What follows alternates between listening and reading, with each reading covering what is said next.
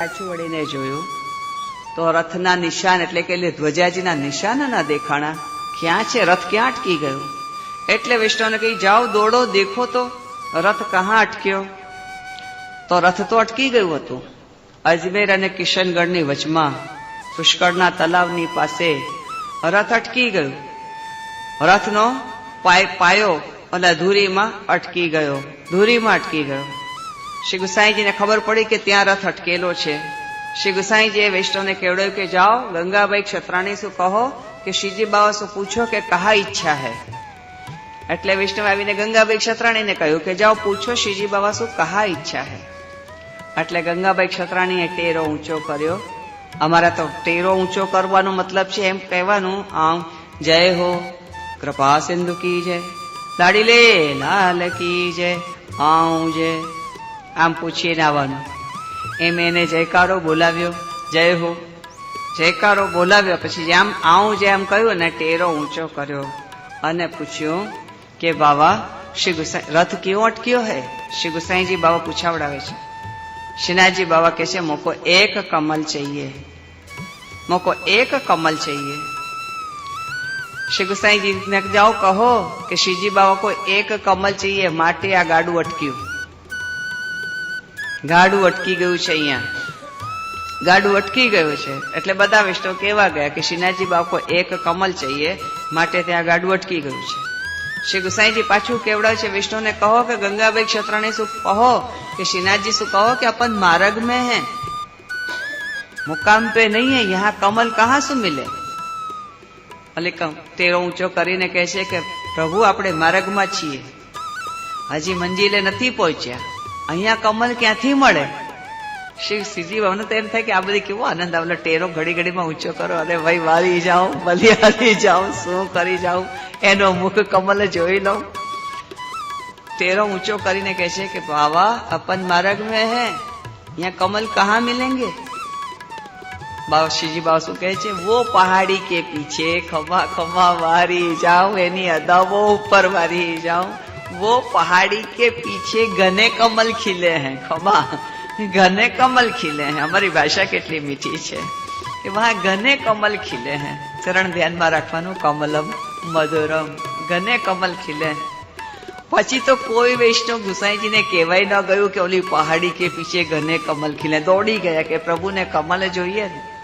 આજ તો જોતું તું પ્રભુને આજ તો જોતું હતું કે બધા વિષ્ણુ કમલ માંગ્યું તું, એક કમલ ને લઈ આવ્યા. કેટલા બધા કમલ લઈ આવ્યા. પ્રભુએ કમલ લઈ લીધા અને ગાઢું ચાલ્યું. પ્રભુને કયું કમલ જોઈતું હતું? કારણ કે નામ શું છે? ભૃંગિની. પ્રભુનું નામ શું છે? ભૃંગિની. હૃદયના રસરૂપ વાળા ભાવને કોઈ હાવભાવ વગર, વાણી વગર, શબ્દો વગર માત્ર નેત્રથી પ્રગટ કરવા. ખમા ખમા ગંગાબાઈ ક્ષત્રાણી વારી જાઉં, બલિહારી જાઉં, શું કરી જાઉં. ત્યારે બધા કમલ લેવા ગયા ને ત્યારે ઓલો ટેરો પાડી નહોતો દીધો, ટેરો ઊંચો જ રાખ્યો અને બંને પરસ્પર નેત્ર દ્વારા એકબીજાના મુખ કમલનું પાન કરતા રહ્યા. કેમ કે શ્રીજાજીને શું જોવું હતું? એક કમલ चाहिए. એક એટલે ગંગાબાઈ ક્ષત્રાણીનું મુખ કમલ જોવું હતું, ઓલા કમલનું નહીં. એટલે જ કહું ને, ઓલા મણીઓનું નહીં, ઓલા રત્નોની વાત નહીં. આપના ભાવ કેવા રત્નમય છે એ જાણવાનું છે ને આપણે એ સમજવાનું છે. એનું પોષણ કરવા માટે તો આપણે સત્સંગ કરીએ છીએ કે આપણને સ્વરૂપ જ્ઞાન થાય, આપણા ભાવનું ખંડન ન થાય, પોષણ થાય. બસ આવી તૈયારી કરવાની. પ્રભુને ગંગાબાઈ ક્ષત્રાણીનું મુખ કમલ જોવું હતું, એના માટે કહ્યું કે એક કમલ છે. પાછું બતાવે છે ઓલી પહાડી કે પીછે. આ ટેરો છે ને પહાડી છે, હટાવ. આપણો પહાડી એટલે ઓલો પહાડ સમજી જઈએ. પછી સમજની સમજણ છે, જુઓ ક્યાં સુધી જાય. સમજની સમજણ છે, જુઓ ક્યાં સુધી જાય. બધા દોડી પડ્યા, દોડી ગયા. પછી કોને ખબર અહીંયા ટેરો રાખ્યો કે ટેરો કર્યો, કોને ખબર છે. પરસ્પર એકબીજાના મુખનું પાન કરતા રહ્યા. કમલ મુખ દેખત તૃપ્તિ ન ઉપજે વાલા. પ્રભુનું મુખ જોયાથી તૃપ્તિ નથી થતી. અને કોઈ પણ વાત હૃદયની રસરૂપ ભાવને નેત્ર દ્વારા પ્રગટ કરતી, નેત્ર भी कमल છે, મુખ भी कमल છે, ઘને કમલ ખીલે હૈ, અધર भी कमल છે. ઘને કમલ ખીલે, ખીલે જ ને. શ્રીજી બાબાનું મુખારવિંદ જોયા પછી કયો કમલ ના ખીલે? અધર કમલ भी ખીલે, નેત્ર કમલ भी ખીલે અને મુખ કમલ भी ખીલે. ઇતિ કમલમ મધુરમ. છઠ્ઠા શ્લોકના 7મા ચરણમાં આપણે આવ્યા છીએ. એક વક્તા એક શ્રોતા. અહીંયા તો એક વક્તા અનેક શ્રોતા. પાછું સ્થાન બી કેવું સુંદર, પ્રેમપુરી આશ્રમ ખમા. ત્યાં માત્ર ત્યાં પ્રેમ જ પ્રેમ છે, એટલે મધુર જ હોય, મધુર જ હોય. જે પ્રમાણેનું નામ હોય ને એ પ્રકારે જ આપણને ઇફેક્ટ આવે એની, એના વેવ્સ પણ એ જ પ્રમાણે પાસ થાય. અને પછી આ સ્થાન એવું કે જ્યાં આધ્યાત્મિક જ કાર્યો થાય છે. આધ્યાત્મિક કાર્ય એટલે આપણી મન, આપણી આત્માને જગાવો. જે સુષુપ્ત અવસ્થામાં છે, નિદ્રાધીન છે નહીં, સુષુપ્ત, અડધા જાગેલા અડધા સૂતેલા, એને સુષુપ્ત. એટલે થોડું જ્ઞાન થોડું અજ્ઞાન, એટલે સુષુપ્ત. એક શ્રોતા એક વક્તા. એક શ્રોતા લીલામાં નામ છે, જે વક્તા છે તેનું નામ વચન માધુરી અને શ્રોતા છે એ શ્રવણ માધુરી. બંનેને વ્યસન અવસ્થા છે. જ્યાર સુધી ભગવત ગુણગાન ન કરે ત્યાર સુધી ચેન ન પડે. પ્રભુની લીલાનું ગુણગાન તો કરવાનું જ. પછી હવે મને બી લાગ્યું કે કદાચ આ કૃપા પ્રભુએ મહાપ્રભુજી મારી ઉપર કરી. મને કોઈ ન મળે ને કોને કેવું? રોજ રોજ મારે કોને ગોતવા જાવ? અને રોજ રોજ થોડું પ્રેમપુરી આશ્રમમાં અવાય છે. મારે રોજે રોજ કોઈ શ્રોતાને ક્યાંથી લાવવા, મને રોજ જોઈએ, રોજ ક્યાંથી લાવવા. એટલે આપણી પેન અને આપણું કાગળ, આમ વાંચ્યું આમ લખ્યું, આમ વાંચ્યું ને આમ લખ્યું, પછી એનું કનેક્શન જોડવાનું, ક્યાં મળે છે ક્યાં મળે છે. એટલે તમે મારા ઘરમાં આવો ને તો મારા પલંગની આસપાસ ચારેકોર પુસ્તકજી જ પુસ્તકજી મળે. આમ તો બહુ ચોખ્ખાઈ જોઈએ અને આમ પુસ્તકજી વગર ચાલે નહીં. પાછી પુસ્તકજી પણ બહુ વ્યવસ્થિત રાખવાય, કે પેજ ફાટવું જોઈએ નહીં, ફાટવું જોઈએ બહુ સાવધાન. પુસ્તકજી મારા પ્રાણ કરતા વધારે વાલા છે. એટલે પ્રભુને કહું છું, મોતી આપજો તો શિંગાર થાય, મગર મોતીઓ નહીં દેતા, નહીં તો વાંચન બી નહીં થાય ને કાર્ય બી, સેવા બી નહીં બને. એટલે પ્રભુથી માગી માગીને વારે વારે કહું કે નહીં, મને વાંચન વગર નહીં ચાલે. હું વાંચીશ તો જ હું આપને સમજાવી શકીશ, આપને એક પ્રમાણ આપી શકીશ કે આ શું કહેવા માંગે છે. એક વક્તા ને એક શ્રોતા. નામ પાછું માધુરી, એટલે કેવું બોલે છે? મધુર જ બોલે છે. શ્રોતા બી કેવું છે કે મધુર જ સાંભળે છે. સાંભળવાનો મતલબ એમાં દોષ જ નથી આવતા, દોષ દ્રષ્ટિ નથી, તો એમાં દોષ સાંભળવામાં આવતા જ નથી. તો ઠાકોરજીની લીલા, ઠાકોરજીના ખેલ, આવું તો ચાલ્યા કરે. આ કરી કરીને પોતાના મનને જે સમજાવી લે છે, જેને સમજાવતા પણ આવડે છે, એને કહેવાય શ્રવણ માધુરી. શંકા આવી જાય તો મને ખબર નહીં. આ બંનેને વ્યસન છે કે જ્યાં સુધી ભગવદ વાર્તા ન કરે, પ્રભુના ગુણ ન ગાય ત્યાં સુધી ચેન નથી પડતું. બંનેની સ્ત્રીઓ બહુ અનુકૂળ છે.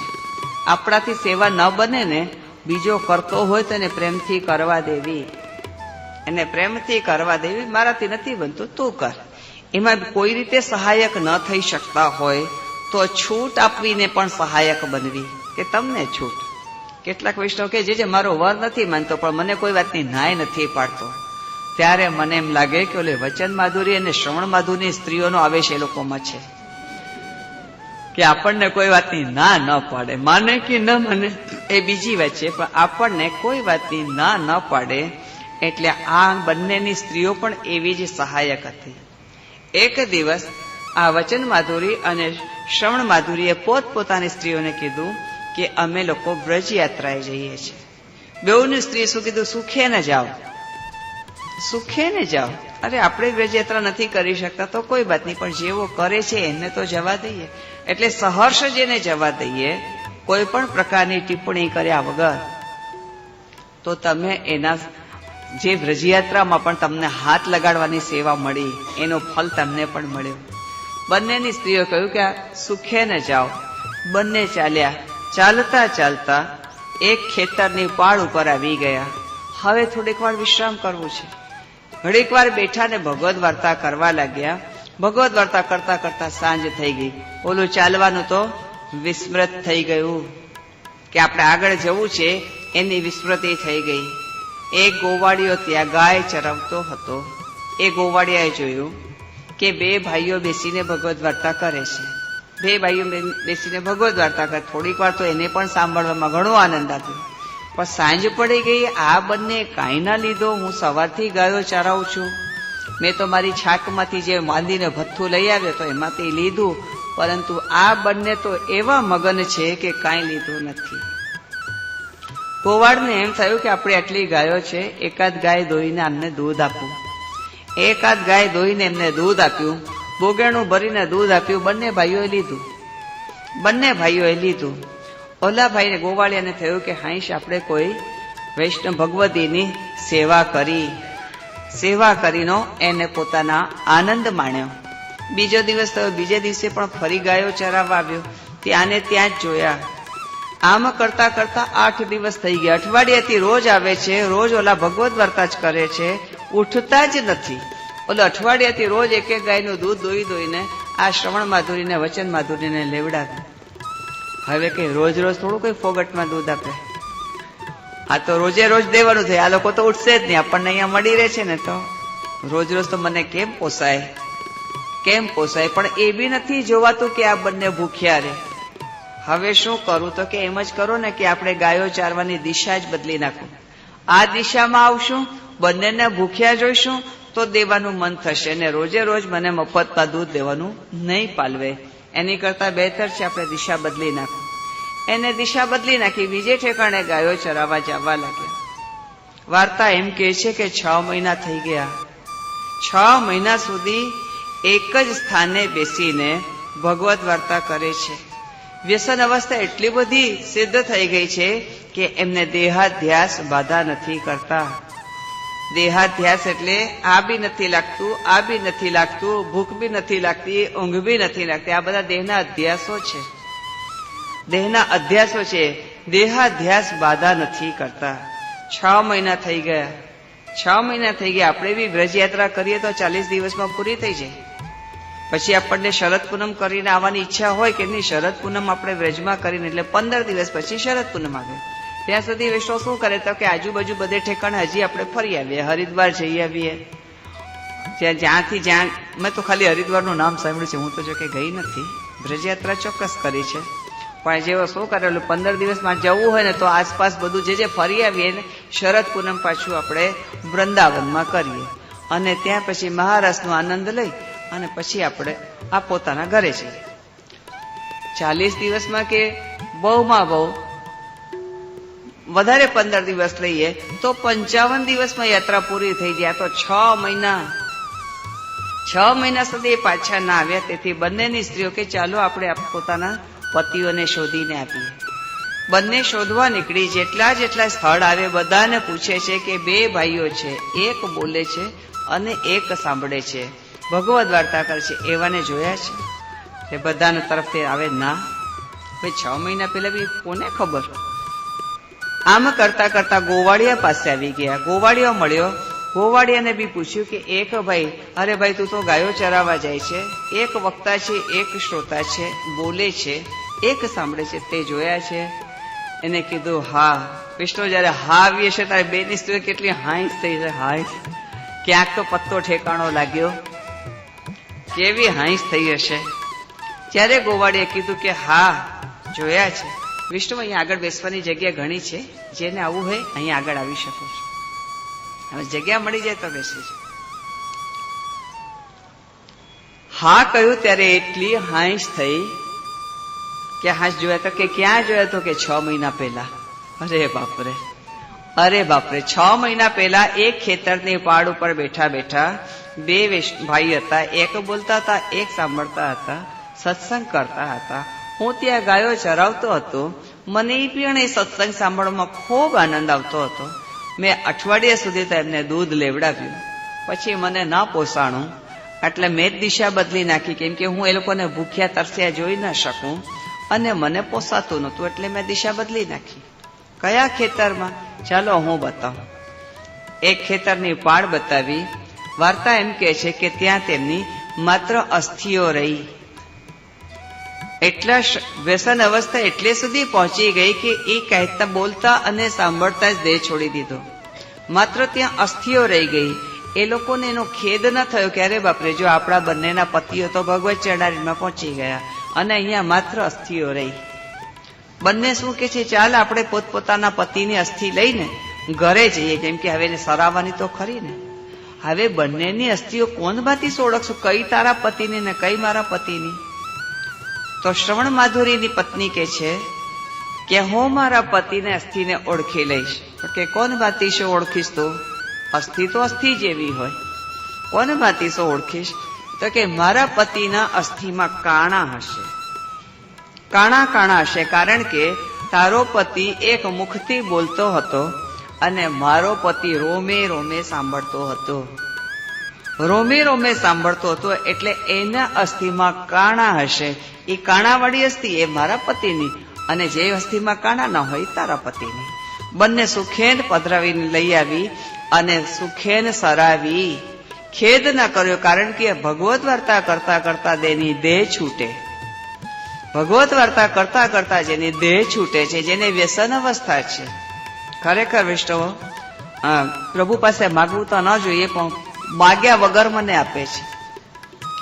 અહીંયાથી જરાક અમદાવાદ જઈએ એટલે આપણું લૌકિક આવી જાય ને. એટલે હું જેના ઘરે મારો મુકામ હોય ત્યાં કહું કે હું ક્યાંક ઠાકોરજીની સેવામાં ચૂકી જાઉં છું ને, તેનો દંડ ભોગવા અમદાવાદ જાઉં. પણ દંડ પૂરું થાય ને એટલે પાછી અહીંયા મુંબઈ સાઈડ આવી જાઉં. મુંબઈમાં આવું છું. ખરેખર 40 વર્ષમાં જે કાર્ય હું ન કરી શકી એ 2 વર્ષમાં કાર્ય અહીંયા મુંબઈમાં થયા. ઘેર ઘેર ઠાકોરજી પધાર્યા, ઘેર ઘેર ઠાકોરજી પુષ્ટાવ્યા. સખડી ભોગના શરૂઆત કરી, વૈષ્ણવને પ્રણાલિકા જાણી, વૈષ્ણવમાં રુચિ જાગી. આજે જેટલા ફોન આવે ને બધા ભગવત સંબંધી હોય, ભગવત સંબંધી હોય કે પ્રભુ કેમ કરો. ને આ વખતે કેમ, જેમ કે ડોલ સવારના 7 વાગે તો છેલ્લા ભોગના દર્શન, અને સવારના 10 વાગ્યા સુધી તો સેન થઈ જશે. તો ઠાકોરજી જાગશે ક્યારે? શ્રીનાથજીમાં તો ઠાકોરજીના મંગલા 2 વાગ્યાના છે, 2 વાગ્યાના છે, અને 4 વાગે પહેલા ભોગના દર્શન ખુલી જશે, અને 7 વાગે છેલ્લા ભોગના દર્શન ખુલશે. 10 વાગ્યા સુધીમાં સેન થઈ જશે. તો કેવા મને પૂછે છે, જે આપણે કેમ કરશું? શ્રીનાથજીની બરાબરી તો નહીં કરશું ને. શ્રીનાથજીમાં જે થાય છે, મારી આસક્તિના સ્વરૂપ શ્રીનાથજી છે. મને સ્વરૂપથી મતલબ છે, તેના ઘરના ક્રમથી હું નથી પહોંચી વળતી. હું એની બરાબરી બી ન કરી શકું. જે આભી રાતના 2 વાગે ઠાકોરજીને મંગલા કરાવશો, મેં કીધું ના, મારે તો જે રીતે જે સમય થતું હશે ને તે જ સમય થશે. આપનો સમય કયો? મેં કે મારો સમય ના પૂછે. તમે તમારા ઠાકોરજીને જે બાતીસો જગાડો છો તે જ બાતીસો કરજો, તે જ બાતીસો કરજો. કે છતાં જે ખ્યાલ નથી આવતો, તમારા ગુરુદેવ જ્યાં બિરાજતા હોય તેમની હવેલીમાં શું બોર્ડ લાગ્યું છે એ પ્રમાણે કરો. સેવા કૃતેર ગુરુ રાજ્યા. ગુરુદેવના જે તમારા હોય એમના હવેલીમાં જાઓ, ત્યાં શું બોર્ડ લાગેલું છે એ પ્રમાણે કરો. મને પૂછો તો મારી આજ્ઞા આવી જાય, પરંતુ આપની પ્રીતિ જગાડવાનું કાર્ય મારું છે કે આપમાં ઠાકોરજીમાં પ્રીતિ જાગે, આપ ઠાકોરજી સાથે સ્નેહથી નિકટ આવો. આ જ મારું કાર્ય છે. સેવાની પ્રણાલિકા કરવાનો મારો કોઈ હક નથી. સેવા કરતેર ગુરુ રાજ્યા. હું શું કાર્ય કરું છું? પ્રીતિ જગાડું છું. આપણા ઠાકોરજીમાં પ્રીતિ કોણ બાતીસો જાગે, કોણ બાતીસો આપ ઠાકોરજીના નિકટ આવો. એ બી નિરપેક્ષ ભાવનાથી. નિરપેક્ષ નહીં, પ્રભુ બિરાજે છે, બહુ થઈ ગયું. અહીંયા પણ આ લોકોએ શું કર્યું છે કે સત્સંગ કરતા કરતા દેહ છૂટ્યો, તેનો શોગ નથી બનાવ્યો.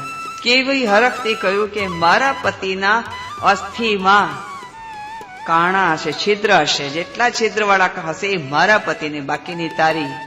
અને આમ કરીને અસ્થિ સરાવી. સત્સંગ કરતા કરતા આપણો દેહ છૂટે, એનાથી વધારે મધુરું શું હશે? આનો આનંદ લીધો, પણ બંનેની સ્ત્રીઓએ એનો શોગ ન કર્યો અને શું વિચાર્યું?